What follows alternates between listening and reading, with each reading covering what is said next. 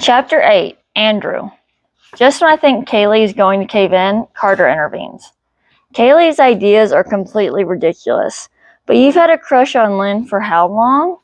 Carter raises his eyebrows, goading me into responding.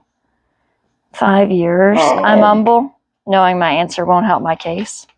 Which is longer than I've known you, and quite honestly, way too long. This is your chance to make something happen. I mean, even if she rejects you, we know she'll be nice about it.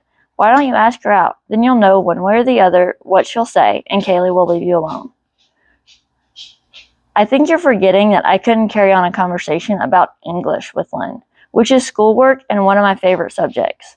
The only girl I've ever been able to hold a conversation with is Kaylee, and she hardly counts since she carried all of our conversations for at least the first 6 months of our friendship.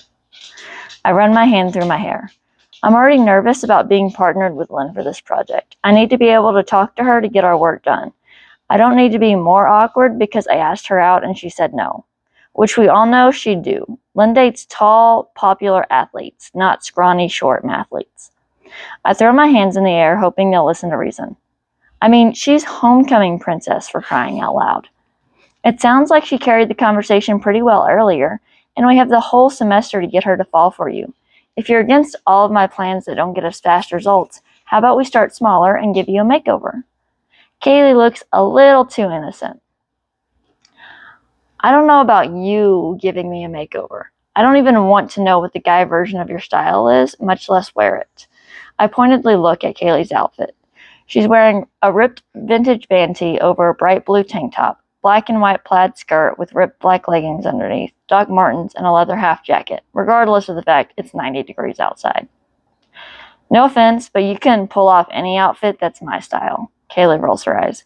Besides, if we're giving you a makeover, we need you to look like someone Lynn would date, not someone I'd date. Good, because most of the guys you like wear a guy liner and tighter jeans than you do. Carter raises one eyebrow at Kaylee. Oh, shut it. How about you make yourself useful and take everything to the trash? Kaylee shoves the tray in his direction. You're just upset because it's true. Carter gets up and takes her tray, wiggling his eyebrows as he goes. Kaylee turns her attention back to me. I was thinking more of getting you pants that don't come from the kids section, buying new t-shirts instead of wearing your older brother's hand-me-downs, and wearing your contacts instead of your bulky glasses. Maybe new shoes. I'd love for you to get a haircut and maybe have it styled. Look, I'll agree to go look at clothes, but I'm not getting a haircut, and you know I hate wearing my contacts. Plus, don't all your rom-coms talk about how if someone cares about you, it doesn't matter what you look like? I stand as Carter gets back to the table. Yes, but we need her to get her attention. Once she realizes how awesome you are and is completely enamored by your personality, you can go back to dressing yourself. Let's get started on clothes so we can get as much done during lunch as possible. Kaylee links her arm through mine, preventing any escape. We spend the next half hour buying me an entirely new wardrobe. Kaylee always complains about how women's clothing sizes are different, while men's are universal. That's working for her and against me right now. I'm already done with their new project, and I have a feeling they're only getting started. Once I try on a style of something and she approves, she gets multiple in my size. Carter's been relegated to pack mule. Although it's way too much, I'm impressed with how efficient Kaylee has been, and even if she's been somewhat of a dictator. Other than the coffee, I don't see what's wrong with what I'm wearing, but arguing with Kaylee will only make her more determined. Okay, so that has clothes covered, and now we only need to come back after school to get shoes. Kaylee grabs the last of the bags of clothes from the store clerk. Finally! Carter's shoulders sag with relief as he temporarily sets down his armload of bags. We can stop by your house on the way back to school so we can drop everything off and you can change, Kaylee says as we load up in the van. Why do I have to change? I've already been wearing these clothes today. If we're aiming for subtle, which I hope we still are, isn't changing in the middle of the day pretty obvious, I ask? While you normally might have an argument, you have coffee on your shirt.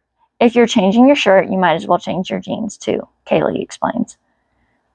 Fine. I resign myself to her machinations.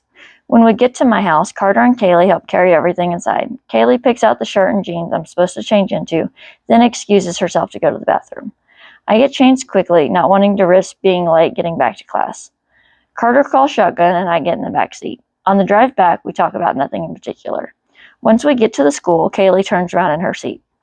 So, I know you said no to the contacts, but I think you should at least give it a try for a day.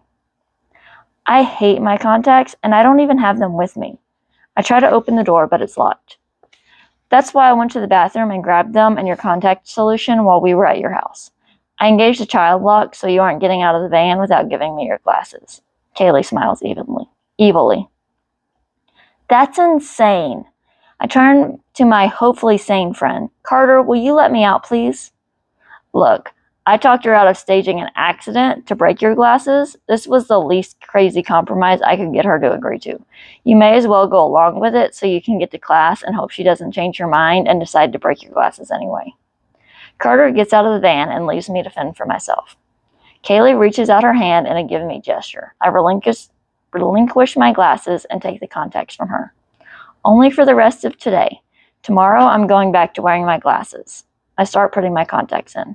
Once they're in, I look at Kaylee and she hands me my glasses case. At least she thought to bring the case too. I don't have another class with Kaylee until jazz band, so I figure once she heads to her class, I'll switch back. I stop in the bathroom on the way to class. When I open my glasses case, I realize my glasses are in 3 separate pieces. I pull my phone out to text Kaylee. Andrew, what did you do? KK is the best. I made sure you wouldn't switch back early. Don't worry, all I did was take the screws out. I have them and can put them back in easily. Andrew, why do I put up with you?